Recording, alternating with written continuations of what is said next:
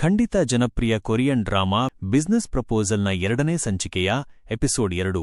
ಮೊದಲ ಸಂಚಿಕೆಯಲ್ಲಿ ತನ್ನ ಗೆಳತಿ ಜಿನ್ ಯಂಗ್ ಸಿಯೋ ಬದಲಿಗೆ ಬ್ಲೈಂಡ್ ಡೇಟ್ಗೆ ಹೋಗಿದ್ದ ಶಿನ್ ಹಾರಿ ತಾನು ಭೇಟಿಯಾದ ವ್ಯಕ್ತಿ ತನ್ನದೇ ಕಂಪನಿಯ ಸಿಇಒ ಕ್ಯಾಂಗ್ ಟೆ ಮೂ ಎಂದು ತಿಳಿದು ಶಾಕ್ ಆಗಿರುತ್ತದೆ.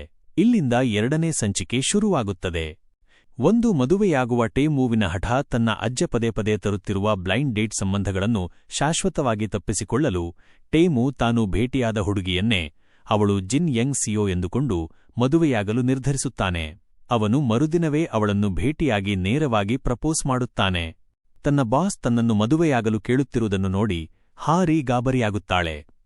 ತಾನು ಇದೇ ಕಂಪನಿಯಲ್ಲಿ ಕೆಲಸ ಮಾಡುತ್ತಿರುವ ವಿಷಯ ತಿಳಿದರೆ ತನ್ನ ಕೆಲಸ ಹೋಗುವುದು ಖಚಿತ ಎಂಬ ಭಯದಿಂದ ಅವಳು ಅವನ ಪ್ರಪೋಸಲನ್ನು ತಿರಸ್ಕರಿಸಲು ಹಲವು ನೆಪಗಳನ್ನು ಹುಡುಕುತ್ತಾಳೆ.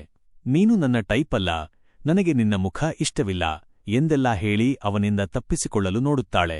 ಆದರೂ ಟೆ ಮೂ ಅವಳನ್ನು ಬಿಡದೆ ಬೆನ್ನಟ್ಟುತ್ತಾನೆ. ನಿಜವಾದ ಜಿನ್ ಯಂಗ್ ಸಿಯೋ ಆಕಸ್ಮಿಕವಾಗಿ ಪಾರ್ಕಿಂಗ್ ಏರಿಯಾದಲ್ಲಿ ಟೆ ಮೂವಿನ ಸೆಕ್ರೆಟರಿ ಚಾ ಸಂಗ್ ಹೂನ್ ಕಾರಿಗೆ ಡಿಕ್ಕಿ ಹೊಡೆಯುತ್ತಾಳೆ.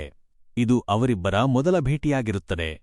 ಇದೇ ಸಮಯದಲ್ಲಿ ಅಲ್ಲಿಗೆ ಬರುವ ಟೆ ಮೂ ಆಕೆಯ ಬಳಿ ಇರುವ ಐಡಿ ಕಾರ್ಡ್ ನೋಡಿ ಅವಳೇ ನಿಜವಾದ ಜಿನ್ ಯಂಗ್ ಸಿಯೋ ಎಂದು ತಿಳಿದುಕೊಳ್ಳುತ್ತಾನೆ. ತನ್ನನ್ನು ಬ್ಲೈಂಡ್ ಡೇಟ್ನಲ್ಲಿ ಭೇಟಿಯಾದವಳು ನಕಲಿ ಎಂದು ಅವನಿಗೆ ಅರಿವಾಗುತ್ತದೆ. ಮುಖಾಮುಖಿ ಕೋಪಗೊಂಡ ಟೆ ಮೂ ಆ ನಕಲಿ ಹುಡುಗಿಯನ್ನು ತನ್ನ ಬಳಿ ಕರೆತರುವಂತೆ ಯಂಗ್ ಸಿಯೋಗೆ ಬೆದರಿಕೆ ಹಾಕುತ್ತಾನೆ. ಬೇರೆ ದಾರಿಯಿಲ್ಲದೆ ಯಂಗ್ ಸಿಯೋ ತನ್ನ ಗೆಳತಿ ಹಾರಿಯನ್ನು ಅವನ ಮುಂದೆ ಕರೆತರುತ್ತಾಳೆ. ಶಿನ್ ಜೆಎಂ ಹುಯ್ ಎಂಟ್ರಿ ಟೆ ಮೂ ಅವಳನ್ನು ಭೇಟಿಯಾಗಿ ಆಕೆಯ ನಿಜವಾದ ಹೆಸರೇನೆಂದು ಕಟ್ಟುನಿಟ್ಟಾಗಿ ಕೇಳುತ್ತಾನೆ. ಸಿಕ್ಕಿಬೀಳುವ ಭಯದಿಂದ ಹಾರಿ ತಾನು ಟಿವಿಯಲ್ಲಿ ನೋಡುತ್ತಿದ್ದ ಒಂದು ನಾಟಕದ ಪಾತ್ರದ ಹೆಸರಾದ ಶಿನ್ ಗಮ್ ಹುಯಿ ಎಂದು ಸುಳ್ಳು ಹೇಳುತ್ತಾಳೆ. ಅವಳ ಅಸಲಿ ಹೆಸರು ಮತ್ತು ಅವಳು ತನ್ನದೇ ಕಂಪನಿಯ ಉದ್ಯೋಗಿ ಎಂಬ ಸತ್ಯ ಟೆ ಮೂಗೆ ತಿಳಿಯುವುದಿಲ್ಲ. ತನ್ನ ಅಜ್ಜನನ್ನು ನಂಬಿಸಲು ತನಗೆ ಒಬ್ಬ ಹುಡುಗಿಯ ಅವಶ್ಯಕತೆ ತುರ್ತಾಗಿ ಇರುವುದರಿಂದ ಟೆ ಮೂ ಅವಳ ಮುಂದೆ ಒಂದು ಹೊಸ ಪ್ರಪೋಸಲ್ ಇಡುತ್ತಾನೆ.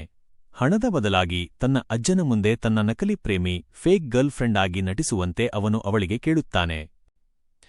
ಈ ಸಂಚಿಕೆಯು ಹಾರಿ ತನ್ನ ನಿಜವಾದ ಗುರುತನ್ನು ಮುಚ್ಚಿಡಲು ಪಡುವ ಪಾಡು ಮತ್ತು ಕೊನೆಗೆ ಅನಿವಾರ್ಯವಾಗಿ ಟೆ ಮೂ ಜೊತೆ ನಕಲಿ ಪ್ರೇಮಿಯಾಗಿ ನಟಿಸಲು ಒಪ್ಪಿಕೊಳ್ಳುವ ಪರಿಸ್ಥಿತಿಯನ್ನು ತುಂಬಾ ಹಾಸ್ಯಮಯವಾಗಿ ತೋರಿಸುತ್ತದೆ.